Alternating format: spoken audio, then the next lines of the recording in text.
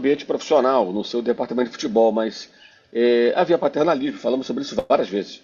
Várias O que vezes. está acontecendo agora é que eles estão tentando romper com isso e colocar digamos assim, um ritmo mais profissional no dia a dia. Até eu cito um exemplo, assim, isso é uma coisa banal, gente, mas que acontece em quase todos os clubes, se não em todos. Todo clube hoje ativa suas redes sociais. Os jogadores de futebol, eles cedem direito de imagem. E aí tem sempre o rapaz, a moça lá que trabalha com rede social, né? Que tem que fazer a gravação do vídeo e tal. Aí o cara chega lá no dia do treino no CT e fala assim, ô Mauro, dá pra você gravar aqui um videozinho pra gente falando do jogo de domingo e tal? E mandando um salve pra torcida? Pô, cacete, quer ver treinar, porra, tô todo suado, pô, que merda. Pô, quebra o galho, não sei o quê, porra, tem que colocar lá. Tá bom, vamos lá, vamos gravar. Aí o cara grava. Isso acontece, gente. Isso acontece. Isso acontece. Então, assim, o cara tem que ficar negociando, não tem que negociar. O cara vai chegar e falar, André, pô, precisamos gravar um vídeo aqui para rede social sobre tal assunto, assim, tudo bem? Tudo bem, perfeitamente, vai lá e grava, porque o André sabe que isso faz parte das tarefas dele. Se o clube ganha muito dinheiro, é porque tem patrocinadores, tem a rede social que ajuda, enfim, é assim. E claro que no futebol europeu vai ser mais incomum esse tipo de comportamento, porque você tem um ambiente realmente profissional. E no Brasil ainda tem muito paternalismo. O que eles estão tentando mudar é justamente isso. E aí tem muitos jogadores que vêm da Europa que acabam mudando as referências. Jorginho foi treinar no dia de folga, terça-feira, por exemplo, sozinho. Foi lá no CT. Então, Jorginho, Saul, Danilo, Alexandre. Eu estou falando de gente dessa gestão da anterior, que o Danilo, o Flamengo já flertava no ano passado. O Alexandre veio no ano passado. Jorginho também, o Flamengo já estava de olho, ó, não é de hoje. Né? Enfim, o próprio Saul. Então, esses jogadores são jogadores que. Royal. Cara, o cara vem do Milan, o cara vem do Atlético de Madrid, o cara vem do Arsenal, jogou no Chelsea, sabe? Então eles estão tentando mudar isso para que até os jovens tenham outra referência, entendam as suas obrigações. Eu falei da questão do vídeo, mas existem várias outras situações que exigem entendimento, maturidade. Juninho. O Juninho não está nem jogando, nem sendo relacionado, está lá treinando. Ele sabe que vai ter que treinar e esperar a vez dele. Ou ele vai ser negociado em algum momento, né? Ou vai esperar a vez dele. Com essa sequência de jogos agora, uma hora vai ter uma chance. Todo mundo vai ter uma chance, né? Uma hora, porque ele vai ter que revezar o elenco. Entrar e tentar resolver. Por exemplo, contra o Los Angeles no Mundial, foi ele que roubou a bola, que gerou o gol do Alacian. Na Libertadores, se fosse o gol do Juninho contra o Tati, o Flamengo estava eliminado. Lá no primeiro jogo, na Venezuela. No Carioca, o gol do título foi dele, o segundo gol contra o Fluminense. Primeiro jogo. Então, mas ele está fora, está em baixa. É só um exemplo. Faz o quê? Quer ir embora? Fica de piti? Não, o cara tem que trabalhar, treinar. Vale para todos eles. Então, acho que isso é interessante e é saudável, é necessário, né? Que isso mude.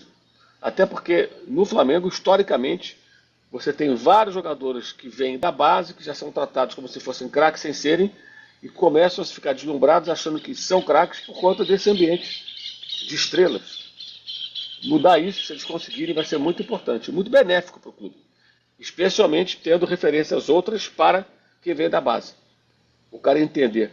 Eu estava vendo uma entrevista, um trecho da entrevista do Leonardo para o Charla, podcast, e o Uhum. Leonardo falando quando ele subiu em 87, que ele tinha 17 anos, né, para jogar naquele time campeão brasileiro, que elezinho, outros eram jovens ainda, né? Ele era o mais jovem, e que eles corriam muito pelos jogadores mais velhos, né? Que formavam o time, Zico e companhia, porque os caras eram muito bacanas com eles, eram referências muito positivas. Aqueles caras, eles simbolizavam o Flamengo, eles eram a cara do Flamengo, eles eram ídolos eternos do Flamengo. Então quem via na barra, cacete, tô jogando com o Andrade, porra, cacete, tô jogando lá do Leandro, puta que pariu. O cara fica, sabe, eram referências de fato.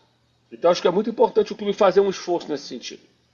Menos oba-oba, menos estrelismo, menos eu sou o bambambam, e mais profissionalismo, seriedade e respeito à camisa.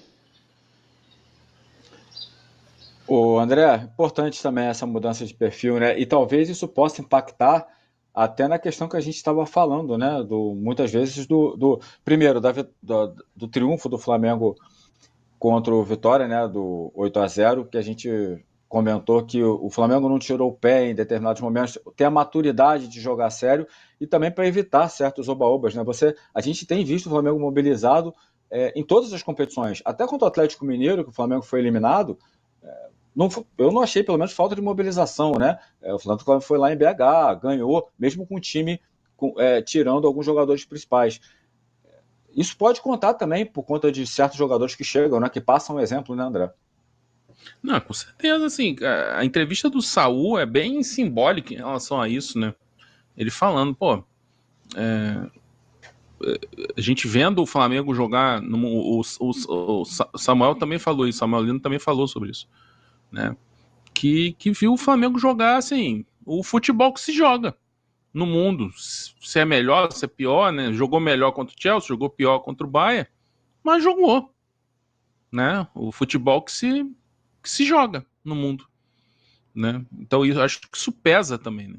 Também na hora da avaliação, né? E em termos de, assim, da temporada, o Flamengo manteve uma linearidade de competitividade com dois assim, buracos, digamos assim, duas oscilações fortes para baixo, digamos assim, que foi o Central Córdoba, né? E aquela vergonha lá do tapete vermelho pro Neymar. O resto, assim, derrota pro Cruzeiro no Mineirão, a gente pode questionar erros, acertos e tal, mas normal, perdeu no final com um gol de rebote de pênalti, né? A gente pode criticar, de repente, o Léo Pereira e tal, mas é do jogo. Então, assim, até aqui, em termos de competitividade, o Flamengo tem mantido um nível razoável. Não jogou bem contra o Bayern, mas tentou competir, né? Teve um início muito ruim, mas depois tentou competir com as dificuldades normais de um confronto desse tamanho, né? Então, sim, a coisa... Inclusive, até assim, eu olhando para o jogo de domingo, existe o risco do oba-oba por tudo isso, né? Essa questão do patrocinador, assim, eu acho desnecessário, podia ser feito de outro jeito. Mas, enfim, mas eu consigo imaginar um Flamengo blindado em relação a isso, em termos de seriedade. Não é uma coisa assim que você olha e isso aí vai dar errado.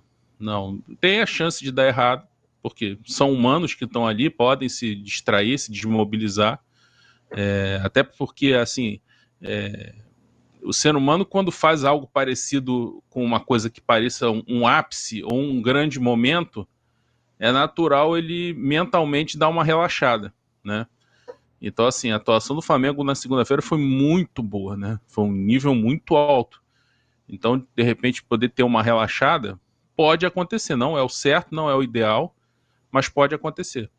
Mas, assim, a gente vendo o ambiente do clube no momento, a seriedade do Felipe Luiz e tal, e do próprio elenco, né? Você não consegue imaginar, assim, um Jorginho, um Saul, um, um outro jogador desse elenco, né? Danilo e tal, lideranças e tal, até Alexandre mesmo estando de fora, permitindo, entendeu? Que o ambiente se contamine desse jeito. Eu acho bem, bem difícil, bem improvável.